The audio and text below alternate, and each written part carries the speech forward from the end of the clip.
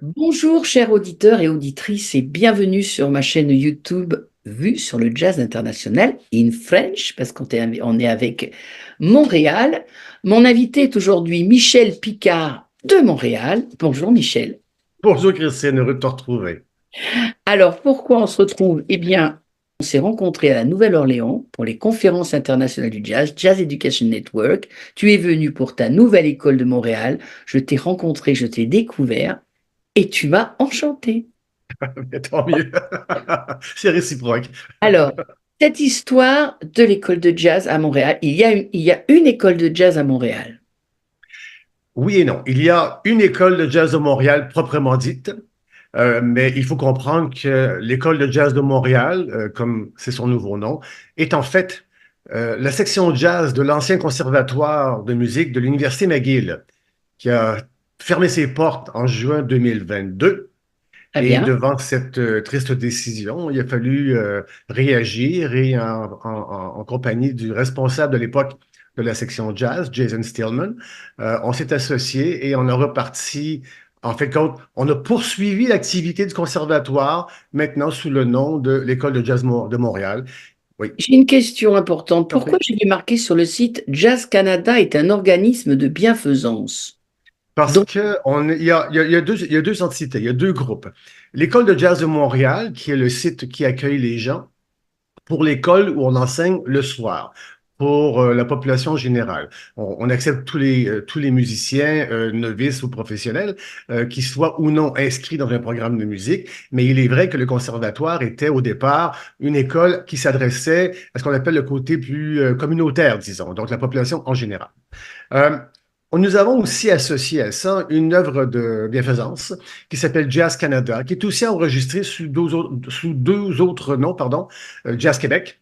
Et il y a aussi la nomenclature École de jazz de Montréal, qui est en version en but non lucratif, parce que ça va nous permettre de faire notre transition dans le régime scolaire du gouvernement du Québec et donc nous rapprocher des écoles secondaires, le high school américain, pour justement offrir des formations reconnues en musique et permettre aux élèves de secondaire de se former en musique adéquatement, évidemment en ce qui nous concerne un peu plus en jazz et avoir donc accès aux grandes écoles de musique, que ce soit les universités canadiennes et aussi importantes américaines. alors toi, tu as une vie assez riche avant, elle est encore riche maintenant. Tu joues du piano, tu es un passionné, tu es un homme d'affaires, voilà, aussi, et tu, qu'est-ce que tu as su que cette école fermée, tu as su, tu t'es renseigné, tu as compris pourquoi, et ça t'est venu de créer une école. Enfin, c'est important, trouver des locaux, avoir des relations avec le gouvernement. Enfin, c'est lourd quand même. Mon arrivée, non, pas mon arrivée, mon retour en musique. Je suis pianiste depuis l'âge de 7 ans en formation classique et faire une boucle rapide après avoir fait quelques carrières. Je me suis retiré après mes dernières élections parce que j'ai été député fédéral. Et oui, je suis désolé. Et j'ai dit que Santé, tiens, monsieur. je vais retourner à mes anciennes amours et je vais retourner en musique. J'avais déjà commencé une formation en jazz cette fois-ci parce que je voulais m'initier à ce monde merveilleux du jazz, mais pas en piano. J'étais toujours émerveillé par le joueur de basse. Donc, j'ai commencé le jazz en basse électrique. Et donc, je me suis inscrit au Conservatoire de musique de l'Université McGill à l'époque, qui roulait, en pleine COVID, alors qu'on prenait nos cours en ligne. J'ai eu quelques cours en présentiel avant, mais l'essentiel s'est fait en ligne. Après ça, on est retourné à l'école. Et la dernière année, j'étais donc en classe au conservatoire et le professeur nous a avisé que l'école fermait à la fin de la session d'été où on était rendu. Et la question s'imposait. Je veux dire, qu'est-ce qu'on fait? Si, comme élève que j'étais, je veux continuer à apprendre la musique, où est-ce que je vais? Et en réalité, à Montréal, il n'y avait rien d'autre vraiment spécialisés et aussi de haut niveau, parce qu'on parle de professeurs qui sont au niveau universitaire, des gens qui ont étudié avec les plus grands aux États-Unis. Donc, pour avoir un enseignement de qualité, il n'y a rien. Non, mais Euh, attends, déjà, c'est ouvert à tout public le soir. oui, Donc, la personne qui veut venir jouer du jazz, ça, c'est oui. encadré par un enseignant qui s'occupe enfin, c'est une sorte de jam session, en fait. Ah, c'est plus que ça, en fait, Christine. Ce que je me plais à dire, ce n'est pas un club social. Les gens qui viennent au combo viennent travailler en Très combo. bien. Et les On leur donne du séances sont travail. On supervisées. donne du Oh oui, travail. c'est supervisé par les professeurs qui amènent des exercices, qui amènent des techniques, un peu comparables à ce que les commentaires des professeurs nous donnaient en Nouvelle-Orléans dernièrement, des approches en improvisation, des approches, des techniques de pratique pour justement perfectionner les pièces que les élèves vont jouer en concert à la fin du trimestre. Donc, D'accord. ce sont des formations beaucoup plus surveillées et encadrées que simplement des jam sessions. Et là, pour les cursus, par contre, à partir de quel âge pour la journée? Alors, quand tu rentres dans le cursus, il faut être Bon. majeur ou... Lorsque nous serons rendus dans les cours de ce que j'appelle les cours dans les programmes musique-études, donc ce qui rentre dans le service scolaire, ce sont des cours qui s'adressent exclusivement aux élèves de secondaire 1 à 5. Chez nous, c'est de 12 à 17 ans. Et ce sont des élèves qui sont inscrits et qui seront inscrits dans des écoles privées qui offrent l'option musique-études. Donc, c'est très précis, c'est très circonscrit comme approche et c'est consacré exclusivement aux élèves et aux écoles qui ont une option ou une programmation qui prévoit la Oui, moitié de leur horaire scolaire en musique. et Le donc, soir, c'est parce ouvert que à là, tout le monde et les s'ils fins de voulaient faire semaine. du jazz, ils n'avaient pas de possibilité pour le moment. Ben non, si vous n'êtes pas étudiant à temps plein au collège, au secondaire ou à l'université, ben, le soir, à part les jam sessions et jouer entre amis, il n'y avait pas de formation proprement dite comme Très celle bien. qu'on offre actuellement le soir. Alors, donc, quand on monte une école, administrativement, tu as dû te renseigner très rapidement. Alors, il a fallu trouver des locaux, parce que Ouais. c'est pas évident de trouver. Vous êtes dans Montréal même? Oui, ben, j'ai eu la chance dans ma carrière d'avoir un passage important dans un grand cabinet comptable, ce qui m'a donné une bonne expérience au niveau des affaires. Lorsqu'il fut le temps de justement trouver l'école et les locaux, eh bien là, on parle au réseau, on parle aux amis, Oui. et nous avons trouvé un partenaire exceptionnel qui a cru à l'école de musique et qui a cru au projet, c'est le Collège français. Et le Collège français à Montréal, qui est une école privée, met à notre disposition des locaux qui nous permettent de nous établir, de nous installer. On a 2 magnifiques studios avec piano à queue et tout. Et ça nous permet de recevoir des étudiants avec des instruments et des équipements de qualité. Chose exceptionnelle à Montréal, et c'est un petit peu anecdotique, mais nous avons du stationnement, ce qui permet au centre-ville, c'est pas évident. Alors, les gens peuvent se rendre facilement. Et puis, voilà, donc c'est Ah, ce qu'il c'est y a pas de une plus petite chose, commode hein. et de plus accessible. C'est pas une petite chose, ça, de stationner. Ensuite, il n'y a pas de restauration sur place. Non, c'est non, vraiment, parce qu'on enseigne de 18h30 à 21h. Donc, c'est de 18h30 à 21h30, 2 cours d'1h30 chacun. Il y a un soir, c'est le Big Bang qui travaille, eux, 2 heures par soir, une fois par semaine.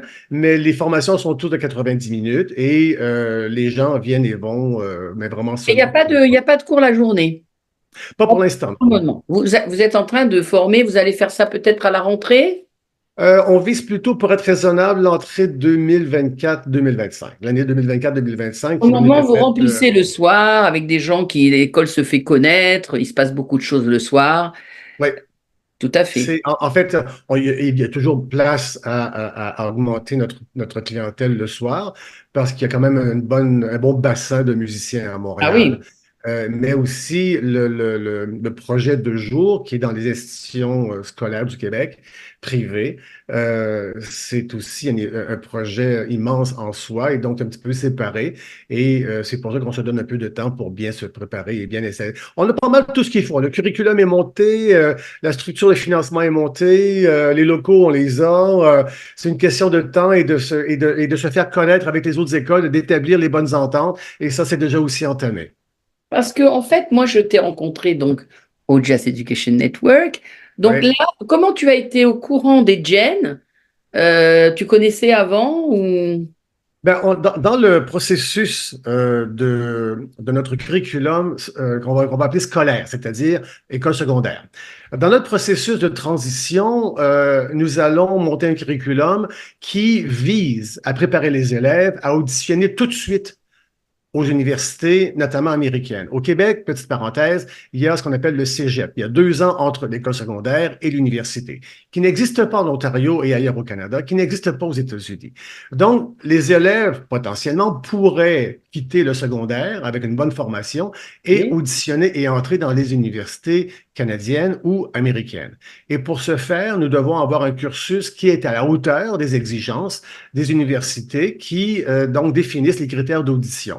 Alors pour ce faire, on a discuté et on discute toujours, on travaille en équipe avec l'université Berkeley à Boston. Et Berkeley nous aide à adapter notre curriculum parce que, en toute honnêteté, la qualité des professeurs que nous avons donne une formation de très haut niveau, mais on va adapter au niveau académique. On est bien certain qu'on tombe dans les standards de ces plus grandes universités-là, que ce soit Berkeley, Juilliard, Miami ou peu importe. Et donc, le fait de s'assurer d'avoir un curriculum qui est adapté à ce niveau-là permet aux élèves dès secondaire 4, qui est la 4e année de secondaire, d'être prêt à auditionner et avoir accès à ces universités-là. Donc, Berkeley, dans le travail d'équipe qu'on fait, nous a dit, écoutez, je pense qu'il serait essentiel à ce stade-ci, en tant qu'éducateur de jazz, déjà communautaire, mais aussi à venir au niveau scolaire, de faire partie de la belle famille Et du oui, une réseau vingtaine de d'éducateurs de pays, jazz. une C'est vingtaine de ça. pays, une école à Extraordinaire. Montréal. Voilà. Quel bel événement et quelle belle famille qu'on a rencontré, y compris les Français, mais aussi, mais aussi de voir la qualité de ce qu'on nous a offert. Et ce réseau-là vient de nous relancer en termes de motivation, en termes d'enthousiasme, en termes aussi de Ah, ça nous comment permet former nos initiatives. ça nous permet de, nous on est Gen France, mais il y a plein de Gen. Cette année, il y avait l'Islande. Ça nous permet de rester en connexion. Alors, c'est sûr que là, il y a beaucoup d'écoles d'université. Nous, on est Ouais. plutôt dans la programmation d'artistes et en enseignement privé. Mais vous, école, université, c'est vrai que ça met en relation. Il y avait des gens de Paris aussi. Je ne sais pas si tu les as vus. J'ai rencontré, ben, j'ai eu l'occasion de faire un tour dans la Ville Lumière au mois de décembre, qui m'a permis de rencontrer les élèves de l'école IMEP Hmm. et qui était un peu le premier indicateur où j'ai vu justement que cette école était dans le réseau global de Berkeley. Alors, j'étais curieux de savoir comment ils ont fait leur coup. Alors, je les ai rencontrés, parlé aux élèves, comment ça fonctionnait. À ma grande surprise, de s'apercevoir qu'on fait probablement déjà ce qu'il faut faire pour faire partie de l'organisation. Maintenant, on va juste s'ajuster pour être certain qu'on est vraiment sur la même ligne. Mais ça a été la première rencontre que j'ai faite. J'ai rencontré Berkeley par la suite. Et puis, de fil en aiguille, voyez-vous, Berkeley, il y a aussi une organisation importante qu'il faut nommer ici au Canada, parce que c'était international, ce sont les jeunesses musicales. Jeunesse musicale Canada fait partie de la grande famille de jeunesse musicale internationale. Et cette organisation-là, tu parlais tout à l'heure justement de performance sur scène et d'artistes et de gestion d'artistes. Les élèves qui sont envers la terminale au secondaire pourront être pris en charge une fois qu'ils auront un petit groupe de montée et on va les aider à organiser leur présentation. Et Jeunesse musicale est une organisation qui permet de prendre un groupe de musiciens et les encadrer pour faire des tournées. Donc, une expérience de terrain extraordinaire, financée par le gouvernement. Ça aide beaucoup parce que la culture, malheureusement, on est tributaire des deniers publics. Et donc, voyez-vous, on a une structure qui est adaptée à celle de Berkeley pour l'audition aux grandes universités. On a un rapprochement à faire avec Jeunesse musicale pour encadrer les jeunes le plus tôt possible pour donner l'expérience de scène. Et on a une formation, je pense, de niveau hautement universitaire. Moi, j'ai juste hâte de commencer. Eh bien, alors voilà, c'est vrai que par le biais des Gen, nous on avait contacté, on était allé à Cincinnati dans le Kentucky, on avait reçu l'université pendant, je crois, 3 semaines, Northern Kentucky University, et c'était formidable. Donc il y avait eu des bourses pour ça, enfin il y avait eu des aides, les professeurs étaient payés, les élèves étaient encadrés, on les avait fait jouer, on avait fait des C'est masterclass, ça. d'organiser jam session. Parce que c'est vrai que après là, il faut aussi d'autres contacts. C'est très, comment dire, c'est très générateur pour les Oui, étudiants de savoir qu'ils peuvent aussi sortir du pays et voir d'autres cultures. Et, effectivement. et voilà quoi. Donc ça c'est vraiment bien. Donc c'est beaucoup de travail pour toi parce que en fait à l'administration, il y a que toi ou tu te fais aider quand même. On a divisé nos tâches en deux, Jason et moi. Jason s'occupe de l'opérationnel académique, c'est-à-dire les directeurs artistiques, donc les auditions, gestion des cours, gestion des programmes, gestion des professeurs. Lorsque le cours est commencé, c'est Jason qui est en commande. Là, Pardon, moi je il y m'occupe. a des auditions, hein, pour savoir un petit Ah oui, peu. oui, oui, ah oui, absolument, absolument. Mais les auditions sont au niveau communautaire le soir, les auditions sont plus pour nous aider, nous, à bien cerner le niveau musical du participant ou de la participante et après ça, la placer ou le placer dans des combos à peu près de même niveau. On essaie d'avoir des groupes homogènes, sinon ça Bien sûr. devient difficile pour les deux parties. Donc l'audition sert plus à ça. Il y aura des auditions pour le niveau scolaire, pour avoir un minimum requis, parce que l'investissement que ça demande, ben, c'est pas un essai-erreur. Quand on commence en programme musique-études, c'est pas qu'on investit 5 ans en musique et on est sérieux dans son investissement. Donc, il y a des auditions. Moi, je m'occupe du côté plus business, développement des affaires, gestion courante, communication, comme on fait là. Donc, c'est le travail de tous les C'est jours. bien. Et puis, Oui, j'aime bien. Mais c'est du travail de tous les jours parce qu'il y a toujours un dossier à régler, il y a toujours une communication à faire, des échanges à développer, que ce soit la comptabilité, que ce ça soit te des prend affaires beaucoup de temps. juridiques. Ça te prend beaucoup de Oh, je temps. suis à temps plein là-dedans, là. Je suis à temps plein là-dedans. Dis-moi, alors figure-toi que le long de mes rencontres et de mes interviews, hier j'étais avec une amie que tu connais bien et qui elle aussi promouvoit des artistes et organise des stages, des masterclass et des campus qui s'appelle Judith Humanick. Oui, Elle oui, est oui. d'Ottawa. Oui, Jazzwork. Quel beau groupe, quelle belle Asperg. organisation avec leur séminaire d'été à Judith Camac. C'est Humanick. vraiment une belle semaine. Donc elle était à New York là, j'ai lu hier soir, et donc elle me dit, mais je connais très bien l'école de Montréal, je connais très bien Michel Picard, nous sommes déjà en relation. Oui, c'est vrai, Alors qu'est-ce c'est que vrai. vous faites? Alors c'est quoi comme genre de relation? Donc tu l'as connu comment, Judith? Qu'est-ce que Ben, vous... nos élèves participaient déjà aux semaines au camp d'été de Camac. Ah ben Camac, voilà. c'est l'endroit où ça se passe. Et un des élèves est sur le board de Jazzwork. Et donc, nous a mis en relation, on a discuté. Et ce qui est extraordinaire, c'est que nous avons deux organisations qui sont extrêmement complémentaires et surtout pas en compétition. Eux font des séminaires d'été, nous on fait de la formation à l'année. Et Ah, là-dessus, ça nous permet d'envoyer des élèves là-bas. Et lorsqu'on se présente là-bas l'été, on peut peut-être inviter des élèves à venir s'inscrire chez nous. Donc, il y a une belle complémentarité entre les deux vraiment chouette, hein. organisations. Et, ouais, absolument. Qui est un peu l'image des réseaux qu'on voit en jazz, que ce soit Jazzwork et nous, que ce soit nous chez Jen, ben, vous et moi, Christine, on sommes la preuve de la flexibilité de la famille du jazz. Et puis, donc, Jazzwork fait partie de cette autre initiative de réseautage qui nous permet C'est de bien parce croître. que quand on va venir en septembre, parce qu'on vient Ben, j'espère. régulièrement, on va aller, Jane France va aller voir eh bien, cette école magnifique de jazz. Alors, cette école, alors, donc déjà, il y a un site, donc Oui. c'est École du Jazz de Montréal, c'est ça? Jazz, c'est jazzmontréal.ca, c'est Jazzmtl pour Montréal. Donc, jazzmtl.ca. Ok, donc ça, c'est à 162 Fairmont Ouest à Montréal, Oui. donc c'est dans le centre-ville. En plein centre-ville, sur ce qu'on appelle le plateau, chez nous à Montréal, donc en Ah plein oui, le centre-ville. plateau, d'accord. Oui. Donc en fait, est-ce que par exemple, alors oui, donc comme c'est des cours du soir, mais par exemple, après quand vous allez ouvrir les cursus à l'année, enfin voilà, vraiment en formation, des gens en formation avec les écoles, c'est-à-dire comme nous aussi, comme ici on fait un bac musique, c'est-à-dire qu'il Oui. y a 10 heures de musique ou 12 par semaine, Oui. vous pourrez recevoir des gens d'une autre nationalité Absolument. du pays. L'école, oh, absolument. L'école est ouverte à tous les étudiants qui veulent venir s'inscrire en musique et participer Alors, à la une formation. petite question pour une Française comme moi, Oui. et puis le Québec aussi et Montréal, mais quand même, bon, on est entre deux cultures de langue. Français-anglais, tout le monde doit parler anglais, on parle français, ça marche comment? Ma réponse classique, c'est de dire, nous, on parle musique. Ah, c'est joli. Alors, alors c'est assez universel. Mes professeurs sont tous bilingues. Bon, voilà. Et à la Il base, y a que des c'est une gens école parfaits. c'est une école francophone à la base. Mais je vais C'est vous bien dire, tout le aussi monde.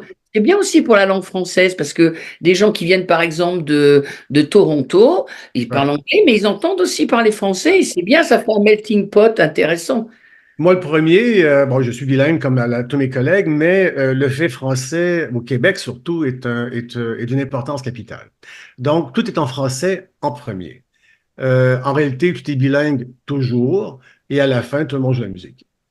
Ah ouais. Voilà. Alors donc vous avez acheté donc pas mal de matériel parce que ça demande des sonorisations, piano, vous avez piano à queue. Ouais, un beau Yamaha C5, Après les gens viennent avec leur instrument. Bon après il y a les pupitres, enfin tout c'est le. ça, c'est ça. D'accord. Donc, les amplificateurs de bonne qualité. On a donc le piano à queue, le C5. On a un autre piano. On a un autre piano droit et un piano et clavier électronique dans l'autre salle. C'est qu'on utilise entre autres pour le jazz vocal. Ensuite de ça, les pièces. Alors dis-moi, vous avez déjà fait des classes de maître, masterclass Oui. pour le soir. C'est vachement bien ça. Ben oui, c'est assez classique, je dois avouer. Les classes de messe sont souvent le soir, mais on a eu la chance de rencontrer de grands musiciens. Le responsable du programme de musique de Concordia, Joshua Rager. On a eu aussi un saxophoniste, Chet Doxas de New York. On a eu aussi une chanteuse qui chez nous est très connue et très réputée, Kim Richardson. Et on a eu le guitariste, moi c'est mon coup personnel, c'était mon initiative personnelle et je veux absolument que ça marche. On a eu le guitariste Uzeb, Michel Cusson. Donc on a des artistes qui sont d'une générosité extraordinaire, une Bravo. simplicité et accessible comme c'est pas possible, Ça. et vraiment une expérience académique pour les élèves unique. Et ça continue. On a 5 personnes en liste cette année. Donc là, les Cet gens, quand hiver ils viennent, seulement. ils payent un forfait, ils payent. Comment Oui. ça marche? Ben, on fait l'annonce sur tous les réseaux et les gens achètent leur place sur le site. Et puis, on les accueille sur le D'accord. site direct. Donc, D'accord, ils peuvent l'administration s'inscrire surveille à une tout ça. masterclass à 1 heure de cours le soir. Et ça, on la personne, la photo, ses références et son instrument, évidemment, parce que un saxophoniste attire souvent des saxophonistes. Ma prof de basse, on a un penchant sur le bassiste, mais il faut comprendre que de façon générale, pour ne pas dire toujours, les classes de maîtres s'adressent toujours à tous les musiciens. Kim Richardson, on était une douzaine de personnes. Il y avait guitaristes, pianistes, il y avait les chanteurs, évidemment, parce qu'il est important que la section rythmique sache ce que le chanteur fait et vice-versa. Et c'est à ça que sert une classe de maître. C'est pas un cours intensif spécialisé sur une technique instrumentale, bien qu'on le fait en même temps, mais c'est surtout une classe qui s'adresse à tout le monde parce que c'est l'affaire d'un groupe. C'est On l'affaire a vu, d'un Michel, tu band. étais là. Pardon? Au Gen à la Nouvelle-Orléans, on a vu, tu étais là. La classe de reading session, la reading session, où il y avait Oui, des musiciens, des chanteuses hein, qui prennent des partitions comme ça, et oui. là, qui lisent à vue, et même du bebop. Hein. Enfin, je veux dire, c'est. Absolument, absolument. Cette classe était formidable de comprendre et je dois dire une anecdote. On a une élève, quelques élèves qui étaient un peu stressés par le fait qu'on travaille avec peut-être un lead sheet, une partition, mélodie seulement, quelques accords indiqués, mais pas d'arrangement. Et il se sentait un peu insécure de se tirer dans le vide et essayer de faire quelque chose avec ça. Et tu l'as vu comme moi aux États-Unis, la tradition orale est une tradition qui date de plusieurs décennies et c'est une des bonnes, sinon la manière d'apprendre le mieux comment apprivoiser les pièces de jazz. Et moi, ça m'a confirmé dans notre méthode pédagogique que effectivement, c'est le genre de truc qu'il faut faire. Comment on pourrait dire, les méthodes qu'on en... ce qui m'étonne et ce qui me rassure, c'est de voir que peu importe où on va, en France, aux États-Unis ou ailleurs, j'ai eu des masterclass en ligne, j'ai eu des masterclass en présentiel, les mêmes conseils reviennent, les mêmes techniques reviennent avec une petite twist, mais on voit à quel point le langage jazz est universel, l'approche est universelle, elle évolue, elle se transforme au fil des ans, mais va chercher toujours les mêmes bases.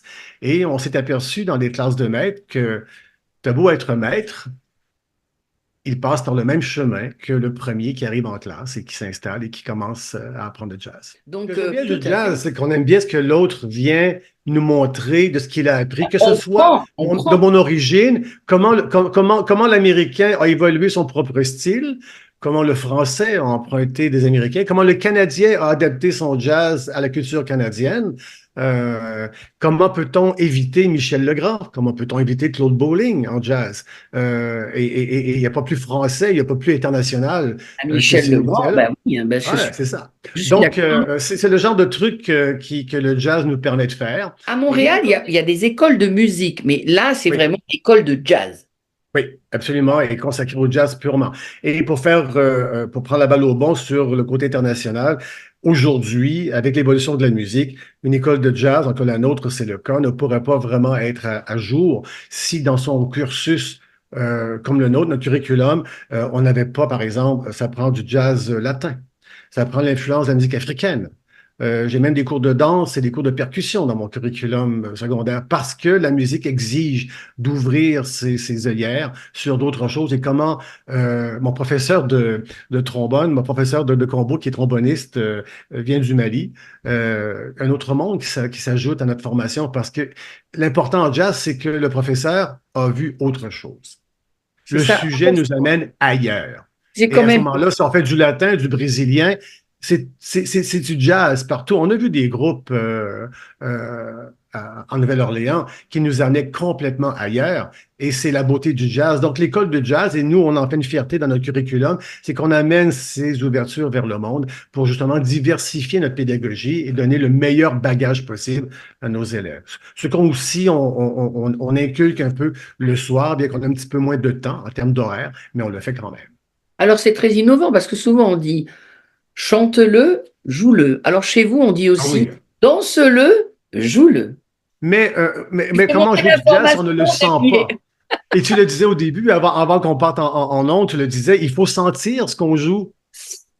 Il faut sentir ce qu'on joue. Et il y a deux façons de le sentir. En percussion, parce qu'on ressent la vibration, le rythme, mais aussi la danse. Et là-dessus, personnellement, moi, j'ai enseigné la danse pendant plusieurs années et le feeling de la musique fait en sorte que on se dit, bon, on part en latin. Hier, justement, j'étais à la formation à l'école et puis on diversifie la programmation pour le concert en vue de la fin du trimestre. Mais ça nous prend au moins une pièce latine. Ben, si tu n'as pas une idée, c'est quoi une samba, une rumba ou une salsa, ça va être un peu plus long. Alors, quand on est jeune, l'éponge n'est pas encore sec, donc on peut absorber beaucoup de choses. On leur enseigne la danse, on leur enseigne la percussion, le chant, tout le monde, le chant. J'ai vu à Jen, en Nouvelle-Orléans, des saxophonistes avec une voix tout le monde extraordinaire. chante. Tout le monde. Absolument. Donc, c'est vraiment l'harmonie, le rythme, c'est l'émotion, c'est vraiment c'est l'expression de soi dans une musique qui nous permet toute cette liberté-là avec l'improvisation qu'on connaît. Ben, c'est là où notre curriculum nous est rendu, en tout cas. Et pour beaucoup de gens amateurs, même qui jouent très très bien, c'est très libérateur, c'est même une sorte de thérapie, c'est un exutoire. Absolument, absolument. Je m'en Bien sers sûr. personnellement, selon l'état d'esprit, selon l'humeur, la musique va être de mise parce que il y a un rôle à jouer. Bon, je vois que tu es à fond. Des fois, je me dis, est-ce qu'on est tous à fond? Oui, on est tous à fond. C'est Oh vrai que le oui. fait de revenir de la Nouvelle-Orléans, ça nous recharge en batterie, en énergie, parce que c'est grandiose, parce que avoir les jams et puis avoir les conférences et puis avoir le French Quarter à côté, c'est quand même quelque chose. C'est quand même bien. Bon, Il y avait écoute, quelque chose de alors, spécial. ouais, il y a quelque chose de spécial. Alors, Ouais. l'année prochaine, on sera à Atlanta, mais on retournera, on se reverra à Nouvelle-Orléans. Ah Et oui. La puis, Nouvelle-Orléans, c'est ton c'est la mecque du jazz la mecque du jazz. et des beignets au Café du Monde. Écoute, voilà, mais j'étais ravie de t'interviewer. C'était Michel Picard de l'école de Montréal qui est en train de se former. Il y a déjà beaucoup de musique le soir. Ça va arriver en journée. Beaucoup de connexions outre-Atlantique aussi. Ben, voilà, on en est la preuve. Je me permettrai de te réinterviewer quand l'école sera vraiment lancée. Et puis surtout, en fait, moi, maintenant, en fait, je vibre en me disant peut-être que dans pas très longtemps, j'aurai peut-être un petit combo qui viendra de l'école de Montréal se produire au Gen. Ce serait un immense plaisir d'aller jouer à Annecy dans ce merveilleux décor au Ah, bord mais de la Annecy, montagne. c'est possible. Non, mais au Gen à Oh, Nouvelle-Orléans. Jen aussi. Absolument, absolument. Ah Mais non, mais ça, Annecy, on va faire un truc. Ah, mais on va faire un. donne-moi quelques semaines encore. Déjà, tu vas venir nous visiter. Je Absolument. t'embrasse très fort. Je vais te Moi faire une aussi. mise hors antenne. Voilà. Et merci beaucoup pour ta disponibilité. Merci. Merci beaucoup et à très bientôt. Merci.